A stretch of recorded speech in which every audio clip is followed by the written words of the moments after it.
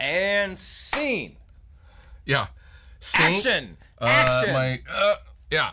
All right, dude. Chris, thank you so much for hanging out. I really man. appreciate it, dude. No worries. You were coming on the show. I want to talk to you about a few different things. However, I would say your career pretty much peaked with being on the cover of Legwagon's Trashed. Am I right? That's pretty much like Being on the cover of what? Of Trashed, Legwagon's Trashed. Oh shit! Yeah. Oh yeah, that was an early career highlight for sure. Yeah. You know my favorite detail about that? My favorite detail about that picture is, and if you had known me back then, you know, because this used to drive my friend Joe Sib crazy. He always made fun of me for it. That was in the days of the removable little cassette player from your car. And which I had that because I lived in LA and my car had been broken into a million times and like all my shit had been stolen out of it. So I finally got one of those removable ones. So I would pull that freaking thing out everywhere I went. It was like a security blanket. Everywhere I went, I'd be carrying my little thing. And if you look in that photo and you look by my feet, you can see my little removable car stereo sitting down there. I didn't even know that was you until I got the anniversary vinyl, and they put all these wonderful stories on the inside of the vinyl. Oh, and that's also you playing the solo for Stoking the Neighbors, am I right? Is that you? I played a solo on something. It's me. No, that's my brother Scott, I think, on that. Was it? Okay. I can't remember what song. I played something on that record, but in Stoking the Neighbors, that was a song inspired by Wild Night that me and my buddy Dave Hanasak had back in the day. And so Joey got us to come in and sort of like act out that scene in the middle. So if you listen, it's like, come on, Dave, let's go for a ride. That whole thing. Yeah. That's me and my buddy. That's me and my friend Dave. Yeah. Oh, wow. Yeah. That's amazing. Yeah. Okay. All kidding aside, you just launched a new series called Shred With Shifty, and there's shredding in it. Shred With Shifty, your new series. And I will honestly, I'll tell you honestly that it's a little tongue-in-cheek referring to it as Shred With Shifty, because probably on most episodes we're not shredding. You know? But we are focused on lead guitar playing for the most part, you know? So as someone who does this, you know, we're doing this now. My first thought of seeing the first episode with Alex Lifeson, are you scared to death doing these? Like, what are you crazy? Like, that's intimidating. It's very intimidating, and that was one of the first interviews I did for it. I think it was either the first or second one. I mean, I know it was the first one we put out, but I think even because I've got like, you know, a bunch in the can now that we're working through getting out. But it was super intimidating in the sense that he's a hero of mine and somebody whose guitar playing has impacted me, you know, immensely. But luckily, he's just so cool that he kind of puts you at ease real quick. And then it just felt like having a conversation, you know. And I've done a podcast called Walking the Floor for about 10 years or so. And that one was different. That was audio only. But I was lucky enough doing that to get to interview some people that are, you know, huge heroes of mine, and never really had a bad one. You know, I never had a bad experience. It's pretty much universally, all the superstar people make it easy because, you know, I think that most of them are probably aware of what they mean to the world and are just cool. So, yeah. That's interesting. The nostalgic element is clearly pretty strong with you and choosing the people that you're having on and the things that, you know, for example, you guys talk about, you know, you guys try to nail down like what solo he was going to do. And there's this huge nostalgic element to Shred With Shifty. Do you think that nostalgic element also carries over to all of our gear choices as well? Because you have to start from somewhere. So, you know, well, certainly. I think there's some players out there that just want the newest thing or whatever, or maybe more focused on that.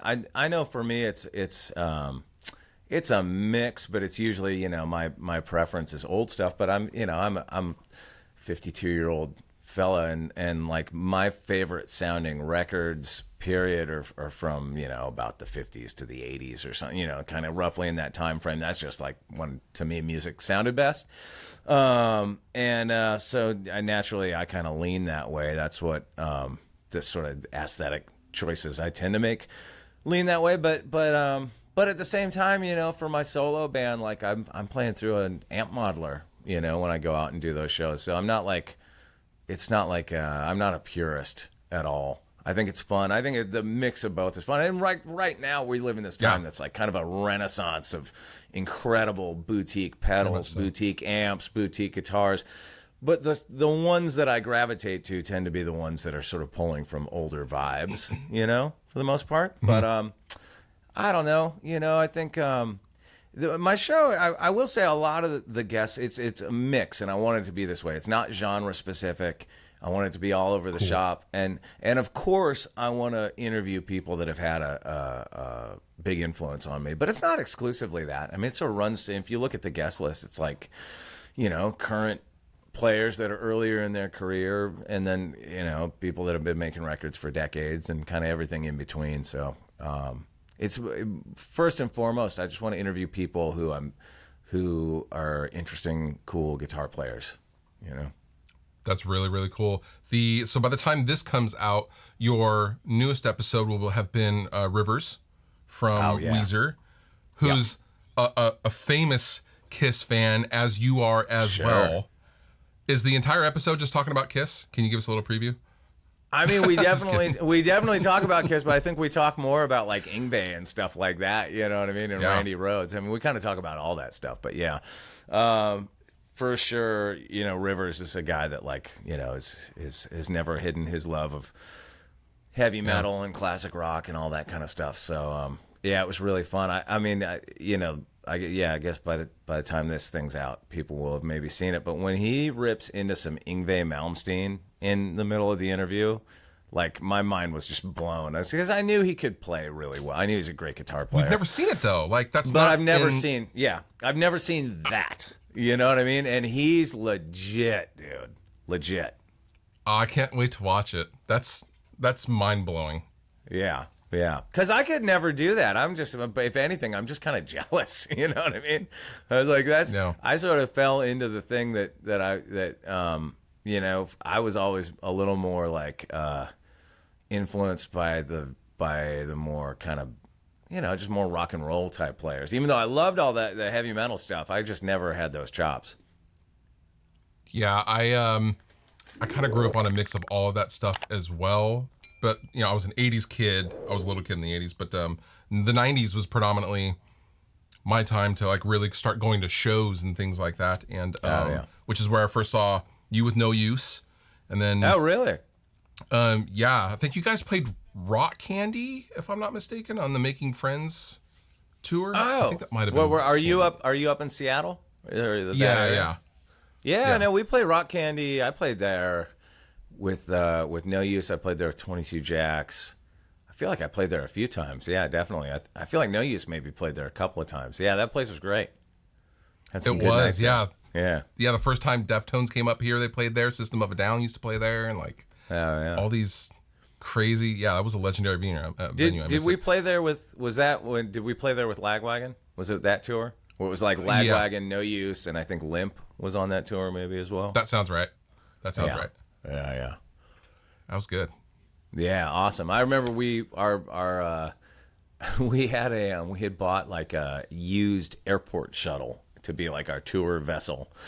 And pretty much everyone in the band lived down around San Jose, and I was living in San Francisco at the time, and they came up to pick me up, and then we were heading out, like crossing the Bay Bridge to drive up to, I think the first show was in Oregon or something, and we didn't even get halfway across the Bay Bridge, and the thing's smoking, and we had to pull over, and I don't even remember what we did. I feel like we rented a box truck or something and threw all the gear in there, and maybe rented a car. And like, I don't even remember how we pulled it off, but somehow we pulled it off and we got there. And I just remember like, that was just a sign of things. That thing didn't last too long as like our tour festival. I think it did one tour and we just went, this thing fucking sucks. Let's get rid of it. So back then, did you have I think it was a Les Paul, and then was that the no use Les Paul where you had the sticker on that said no use that spelled out in letters? Was that?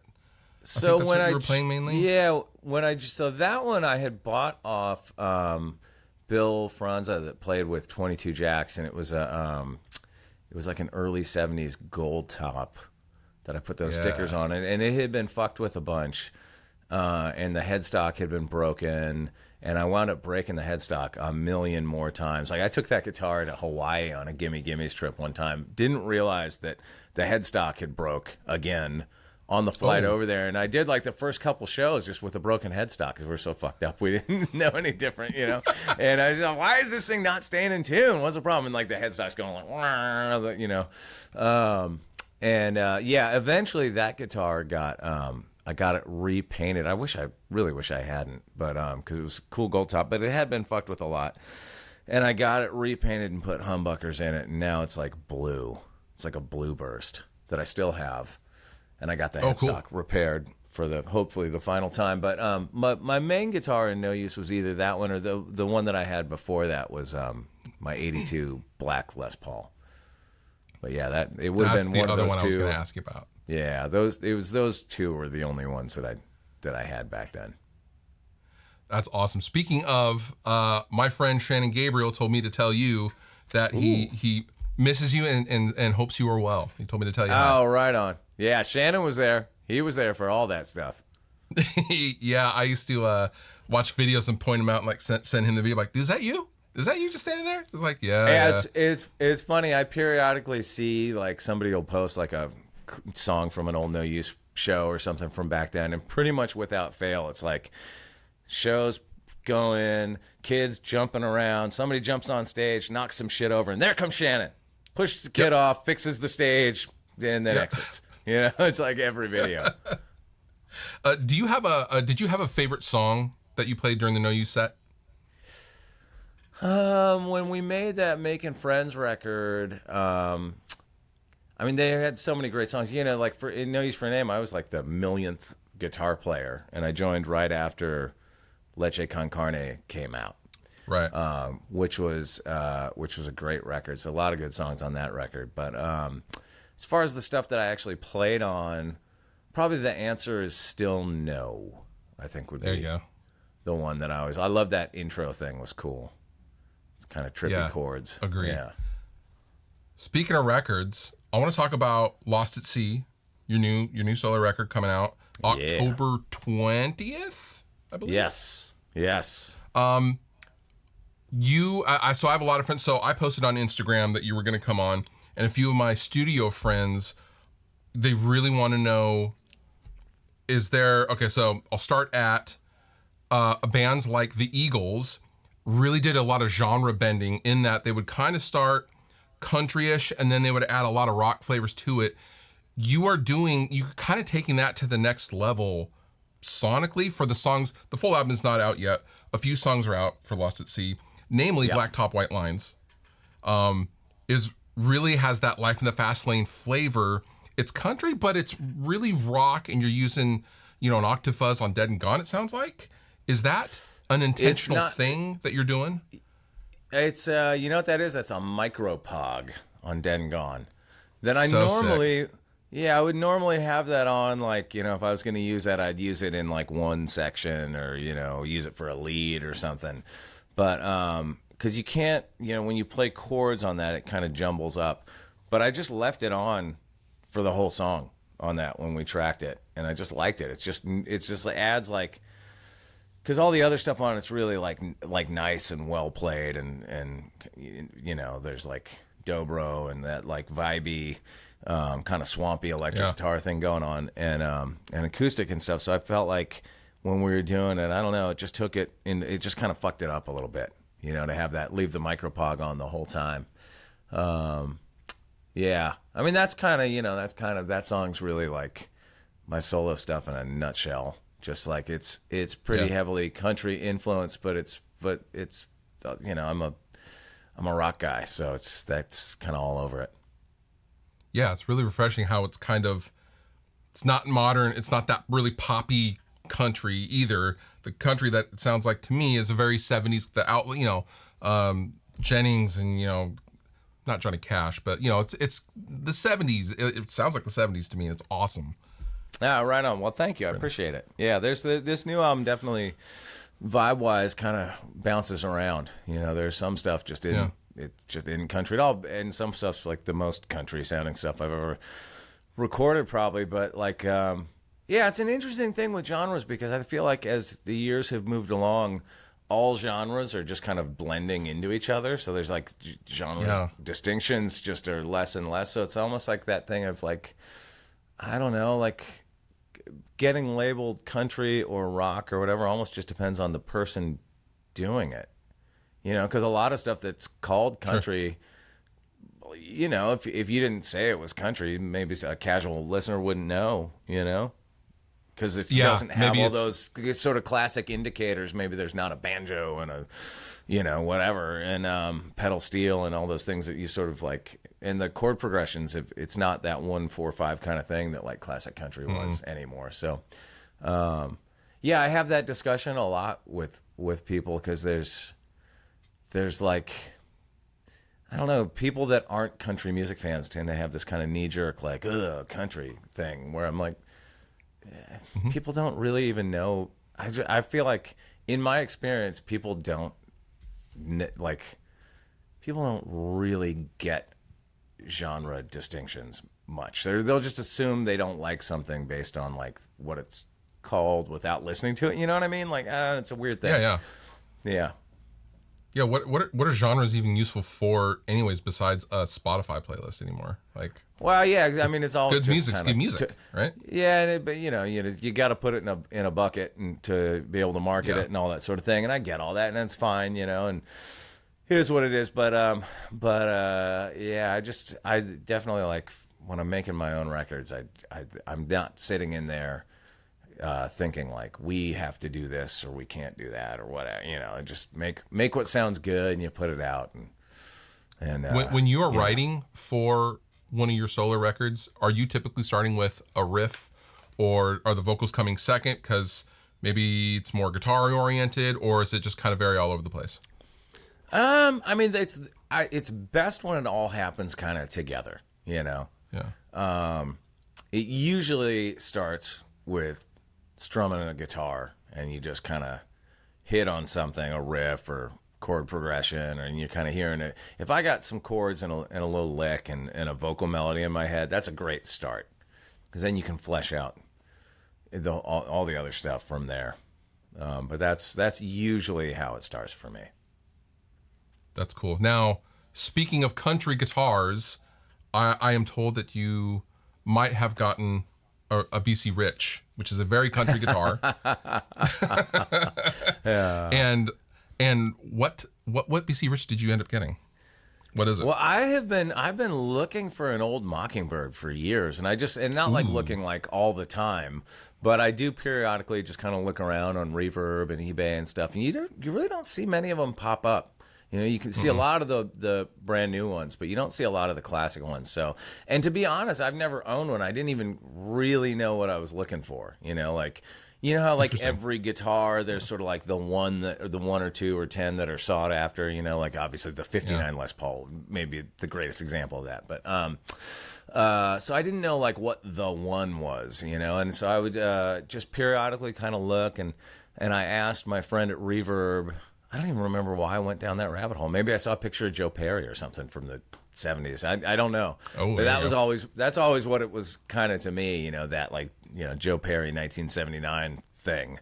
And I asked a buddy at Reverb, and he sent me a listing, and I sent it to Pat, because Pat knows way more about classic guitars than I do, and I always kind of run that stuff by him.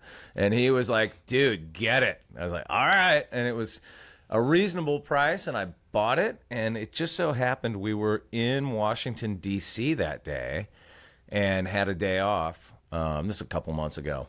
And then Pat goes, "What, are you going to drive out there and get it?" I go, what are you talking about? He goes, "Yeah, that shop's in Maryland. We're like right, you know." And I looked online. Okay. I hadn't even put that together. And I looked online, and we were like an hour away from the guitar store that I bought it from. So the folks up there were nice enough to drive. I was having dinner that night at a friend's house out in, wherever I was, somewhere out in Virginia or something, and those guys were cool and brought it down and dropped it off, and it was as advertised. It had some there's some issues with the electronics, so I haven't been playing it because I actually sent it back to BC Rich, who are gonna fix it up for me and then send it back. But it's beautiful. It's like wood grain, Oh, it's natural finish. Natural finish. Like it's that thing, man. With the zebra pickups, I'm a sucker for man. those. Yeah. Oh, so it's an actually like what? Is it an early '80s one? Yeah, I think it was I think it's an '81. Yeah. Okay. Yeah. That's cool. I did plug it in. I played it for a couple songs at the next show. And it sounds we used it for a show. Really good. I used it for one show, but there was some glitchy electronic stuff with it. But just like that thing through my Friedmans, beautiful. What Friedmans are you using? Is it still the white ones? Yeah, the BE 100s, but I have them at 50 watts. Fantastic amplifiers. Dave's a genius. He is. Yeah. He actually just built my whole new pedal board setup for me. Which has been great, and it's like an RJM switcher, so all my pedals are actually off stage now. And when I went in there to go talk to him about it, because I had it's funny, I actually got like made fun of after my rig rundown on this podcast about my pedal board, and I just didn't pay attention to like what the sort of like what the options even were out there, as far as the technology around that stuff. So I went in to see Dave Friedman, and he was kind of sitting there, and he goes, "So you finally decided to get a big boy pedal board, huh?" It's like, sounds like Dave. Yep.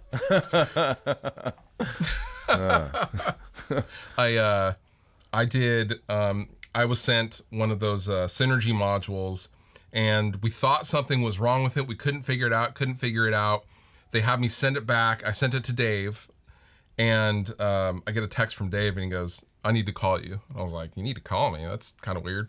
And he basically proceeds to tell me that I was using it like an idiot, and I was going into the effects return of an amplifier, and I was basically goosing the input of the effects return so much that I was over distorting the power section, which is hard to do anyways. Like I recreated your entire setup, and you need to turn it down, kid. And I was like, "Sorry, Dave." He's like, "It's okay. Yeah. We figured it out." Isn't that funny with that stuff? Like I'm not very techie. I'm trying to learn. It's just a huge learning curve on all that stuff, and each new piece of gear, it's like learning a whole new language, just to get it to work. But I have like for my solo thing, I'm running like an Ableton rig because we're using some track stuff and all that kind of stuff. Mm-hmm. And we were playing on this TV thing last week, and like I plug it in, I'm like set it all up, it's doing its thing, but they're not getting any of it, and I'm like, no, I know.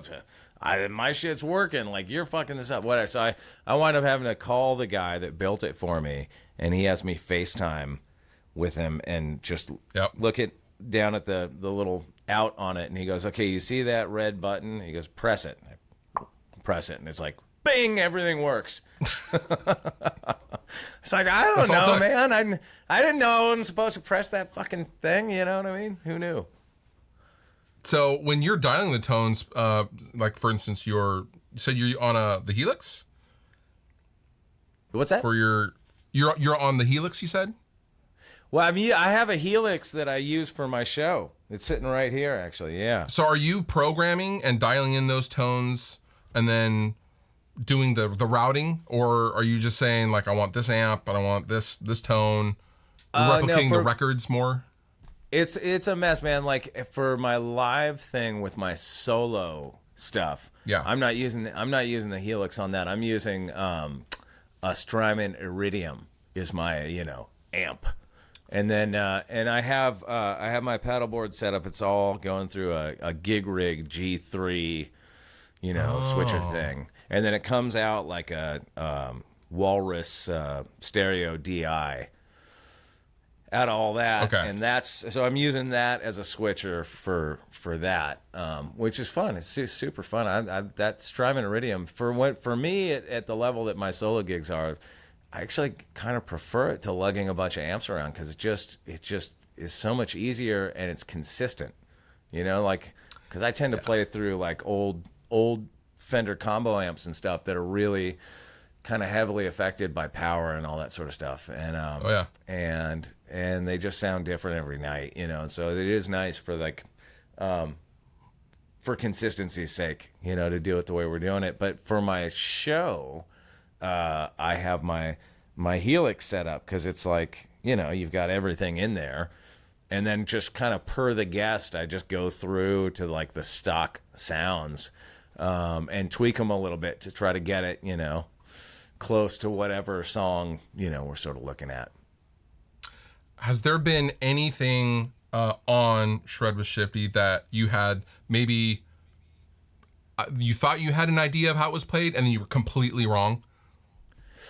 Oh, man. There's some of that in all of them. Yeah. Really? Because, you know, I mean, I will try to sit down and figure out what how the lead goes before I jump into the interview. But I mean, you know, that's kind of the beauty of music is you take what you think it is but it's actually something completely different, and then you kind of turn it into your own thing. But yeah, no, it's definitely, I'm trying to think of whichever one. I mean, the ones that so far have been the kind of most technical are the Brad Paisley interview that I did, and Brent Mason. Those two are just fucking insane. Because I mean, those guys are just monsters, you know. So those are the ones that are, you know, was probably the furthest away from reality on both of them. Yeah, Brad is what we call a stone cold killer in these parts. He's yeah. That dude is inhuman. So he really is. He's just a beast, and like he's so good, and he's so nice and sort of generous with his time. You know, at the same time, it's very cool. Yeah. Yeah. Speaking of which, I don't want to take up too much of your time. I wanted to leave you with one last question. I don't want to get political, but where do you stand with painted headstocks? Oh man, that's actually a very timely question around these parts, because I've been working with Fender on a production version of my Cleaver model, which is like I don't know if you know, I have like the sort of the entry level production model of my signature Telecaster, right? Yep. And then we did like a super duper fancy master built, like all the bells and whistles version of that we call the Cleaver, right? And that's got P90s and stuff in it, and people love P90s. I never really realized how much people love P90s till I started playing a lot of guitars with P90s, and people are always like, "Dude, P90s." So we're working on a version of that, but I've had them mock it up because I just got a couple of Jazz Masters from Fender that because I played a lot of Greg Kirsten's Jazz Master on the latest Foo Fighters record, so I thought, oh, you know, it'd be cool to get one of those to play on the new songs. And it has the painted headstock, and I'm a sucker for a painted headstock. I mean, I don't want a painted headstock all the time, but I do like it, and it's got that cool '60s kind of thing to it, you know. That's just, I don't know. There's something about it. It's like, it just makes it look like it's like candy, you know. So I think, and I don't know because we haven't actually made the the prototypes yet, but I think my new production model will have a painted headstock. So, you know, we'll see what happens there. But I am pro painted headstock, and I vote. Okay. That's his platform, ladies and gentlemen. And with that, that's right. I will link down below in the description, Shred With Shifty. I mean, dude, thank you so much for doing that. Thank you so much for doing this. You are a ton of fun, and Shred With Shifty is a really, really damn good time. And thank you so much for coming on the show, man. Yeah, thanks for having me. I appreciate it. Yeah, awesome, man. See you down the road. See you at Rock dude. Candy.